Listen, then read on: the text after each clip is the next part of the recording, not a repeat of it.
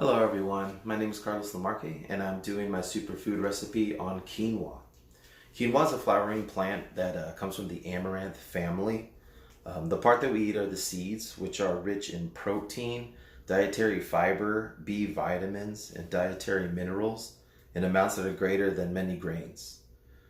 The plant was originally cultivated in the Andean region of South America, and the cultivation is spread to more than 70 countries, including the U.S. It was introduced to the U.S. In Colorado in 1983, and right now it's even grown in Idaho and Washington as well.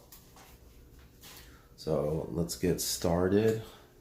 Here in the bowl, I have a half cup of quinoa, and the quinoa you can cook to the package directions, which oftentimes is just a 2-to-1 ratio of the seed to water. So let's say if you're doing 1 cup, you're only going to use 2 cups of water. In this case, I'm only using half a cup because I'm just making a little bit for this demonstration. And here I have a little strainer because it's my understanding that quinoa tends to have a coating called saponin that makes it bitter, so they recommend to just give it a little rinse, just like you would rice. So rinse the quinoa. Got the quinoa on the sink right there, all rinsed. And now I'm just going to move it to the water. So right here I have a cup of water, half a cup of quinoa.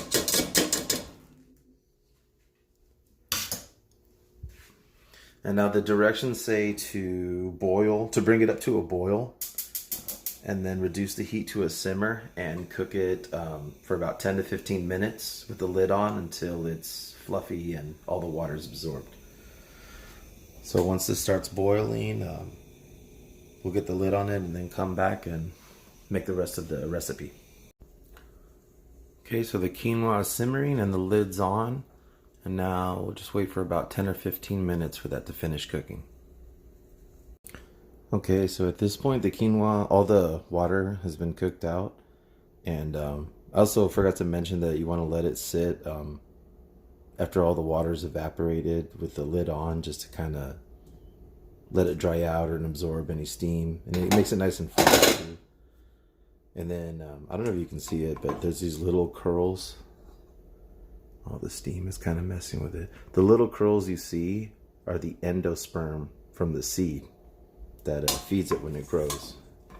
And that's part of what makes it a very nutritious seed. At this point, you could just kind of fluff it up. If you made a lot, I would recommend maybe putting it on a pan to cool it off. But I made so little that I think it'll cool off just fine in the pot. And once it cools down a little bit, we'll add the rest of the ingredients. So the quinoa's cooled down, and this is what I started with. This is half a cup, and it probably made about a quart of cooked quinoa. And over here I have the rest of the ingredients. So it's pretty much like a Greek salad with the quinoa. I have some parsley, tomato, red onion, cucumber, and feta. And this is just about 2 tablespoons of lime juice that I had. And you could use lemon, whatever you got. And then I like to put it in and some salt and pepper. And then they put it in a container like this. And then you can just shake it.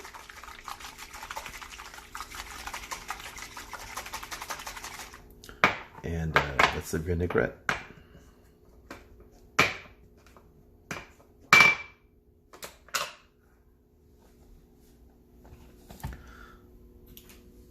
So for this much, I'd probably say maybe about,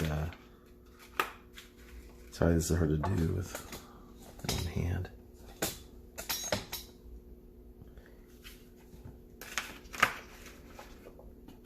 That's 2, maybe.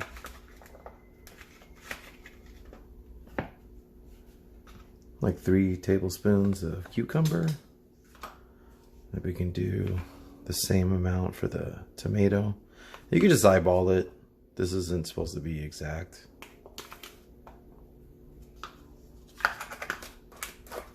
And even if you don't like anything, you can omit it as well if you're not into onion or tomato. It's kind of a lot of onion. It's okay. I like onion.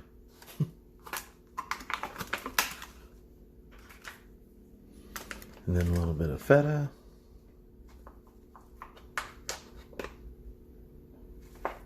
I'd say 3 as well.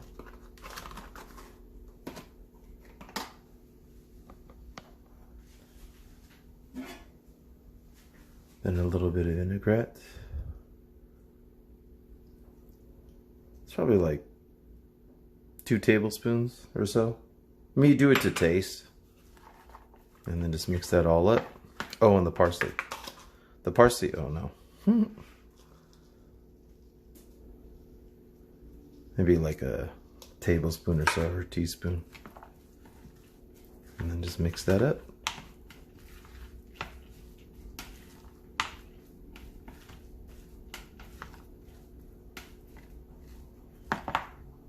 Okay, so this is the finished product. And I'm gonna try it.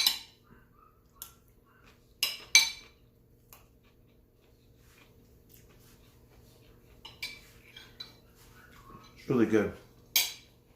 If you want to make it vegan too, you can just take out the cheese or put a vegan cheese. You can add protein to it, any protein. And the way I made it was maybe more for like summer because it's bright and citrusy. But I mean, even if you wanted to switch it up, because the quinoa is pretty neutrally flavored, you could put butternut squash, goat cheese, some kale, pumpkin seeds. So it's versatile. And I like it because it also supports energy balance, because it has a lot of nutrition, but it doesn't weigh you down. It's a very light thing to eat, but still satiating. And overall, this assignment was fun to do. A little nerve-wracking, but still fun. And Bio 5 has been a really fun class, really eye-opening class. I'm glad I took it. And thank you to Professor Betty, and thank you to everyone else. Bye. Take care.